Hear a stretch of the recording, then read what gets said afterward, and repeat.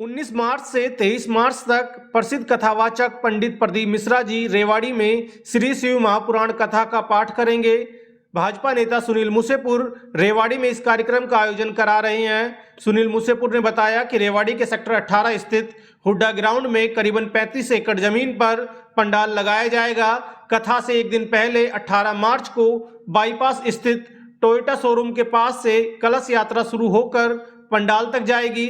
सुनील मूसेपुर ने कहा कि कलश यात्रा में शामिल होने और कथा में शामिल होने के लिए किसी भी तरह की कोई पर्ची नहीं काटी जा रही है।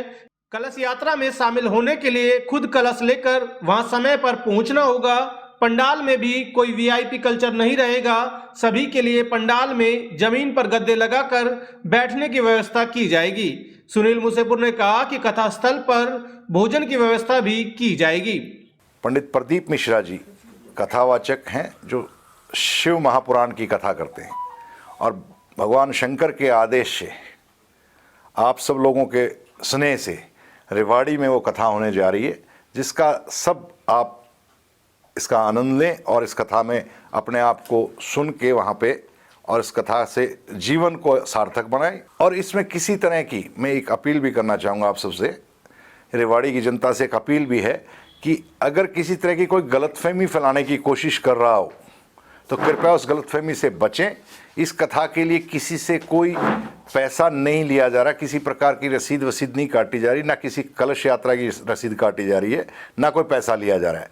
सब अपने मन से, जिन्होंने कलश यात्रा में भाग लेना है, सब अपने मन से अपने घर से कलश और अपने वस्त्र, पीला वस्त्र या लाल वस्त्र पहन के 18 तारीख को सुबह 10 बजे टोयोटा शोरूम सेक्टर 3 बाईपास पे यहाँ से कलश यात्रा शुरू होगी और पंडाल तक कलश यात्रा जाएगी। उसमें भाग ले सकता है कोई भी महिला, माँ, बहन जो हमारी हैं, जो कलश यात्रा में भाग लेना चाहती, वो भी उस दिन अपने घर से कलश लेके आ जाएं और यात्रा में शामिल हो जाएं कि इसमें किसी तरह का कोई लेन देन नहीं है।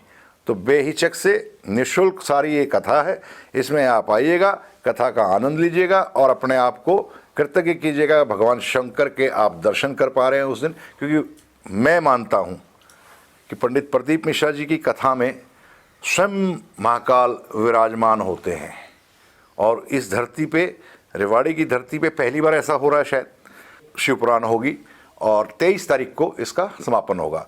5 दिन भंडारा चलेगा, भोजन की व्यवस्था होगी, अलग से व्यवस्था होगी।